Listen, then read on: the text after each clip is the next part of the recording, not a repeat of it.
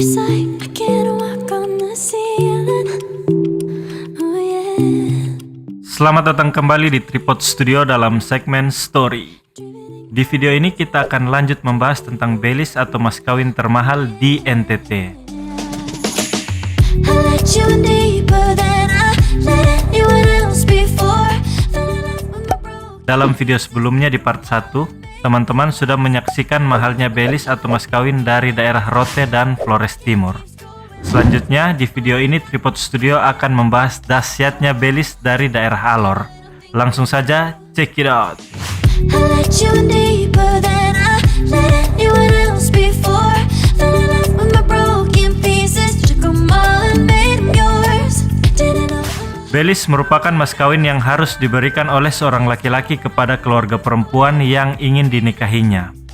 Seperti pernikahan pada umumnya, untuk menikahi wanita asal Pulau Kenari Alor juga diperlukan mas kawin. Namun yang membedakan, mas kawin tersebut bukanlah dalam bentuk uang, bukan pula dalam bentuk emas, melainkan dalam bentuk moko. Oh yeah. Bagi teman-teman yang belum tahu apa itu moko, moko adalah sebutan untuk nekara perunggu di Alor. Nekara sendiri adalah benda dari zaman perundagian yang terbuat dari bahan perunggu. Fungsi awalnya adalah seperti alat musik seperti gendang atau tambur yang pada masanya digunakan sebagai alat upacara. Selain dipakai sebagai mas kawin oleh masyarakat Alor, benda ini juga digunakan sebagai alat pembayaran denda, alat tukar, dan juga sebagai simbol dari status sosial. Oh, now that I have it with you. Sebelum membahas moko sebagai belis, ada sebuah fakta menarik yang wajib teman-teman tahu tentang moko di Alor. Meski berada di Alor, namun moko bukan berasal dari Pulau Kenari Alor. Masyarakat Alor kuno pun tidak pernah memproduksinya karena tidak mengetahui teknik pembuatannya serta tidak memiliki bahan bakunya. Ada banyak teori yang beredar mengenai asal-usul moko di Alor. Namun teori yang paling umum digunakan yaitu bahwa moko berasal dari Vietnam yang masuk ke Indonesia, terkhususnya Kabupaten Alor, melalui jalur perdagangan. Selain teori Vietnam tersebut, ada sebagian masyarakat Alor yang percaya kalau moko turun begitu saja secara gaib. Moko diyakini memiliki nilai magis sehingga bisa didapatkan dari dalam tanah atau gua dan beberapa tempat yang dianggap keramat. Bahkan sejarah mencatat bahwa ada sebuah moko atau nekara di Museum Seribu Moko Kalabahi yang didapatkan melalui petunjuk dari mimpi. Tepatnya pada tanggal 20 Agustus tahun 1972, Simon J. Olbaloi menemukan sebuah nekara bertipe Heger 1 di Kokar, Kecamatan Alor, Barat Laut, berdasarkan petunjuk dari mimpinya sendiri. Memang bukan rahasia lagi teman-teman kalau Pulau Kenari Alor memiliki banyak kisah-kisah mistis yang melegenda. Magic. No, I'm never letting go. Now that I have it with you. I let you in deeper than I let anyone else before. Fell in love with my broken pieces. Took 'em all and made 'em yours. Didn't know. Hal yang unik di sini yaitu moko yang dapat diterima sebagai belis adalah moko yang telah ada di Kabupaten Alor sejak dahulu kala. Dan celakanya benda ini sudah tidak dibuat lagi. Every time you hold me, take me higher, higher. Seandainya dengan teknologi sekarang, ada moko yang diproduksi di daerah lain seperti Jawa atau Bali, maka moko tersebut tidak bisa dijadikan sebagai belis.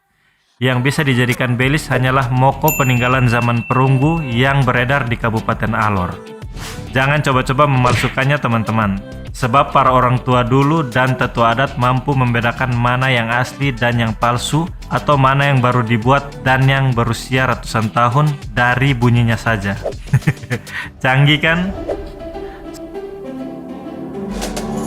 Salah satu cara mendapatkan moko yang asli adalah dengan membelinya, sebab moko bisa diperjualbelikan namun tidak bisa dibawa keluar Alor. Moko yang digunakan sebagai belis ini hanya boleh berada di wilayah Alor. Nah, disinilah letak persoalannya. Dalam transaksi jual beli moko, tidak ada patokan atau standar harga yang pasti. Karena tidak ada harga yang pasti itulah maka si pemiliknya bisa dengan sesuka hatinya menetapkan harga. Harganya bervariasi, ada yang berharga 3 jutaan, tapi ada juga yang bisa berharga sekitar belasan sampai puluhan juta. Seperti di Pantar misalnya, ada yang namanya Moko 5 anak panah. Itulah Moko dengan nilai tertinggi di sana, yang harga minimalnya adalah 15 juta rupiah. Apalagi jika si penjual butuh dana cepat dan si pembeli butuh belis cepat, maka harga Moko bisa mencapai puluhan juta rupiah.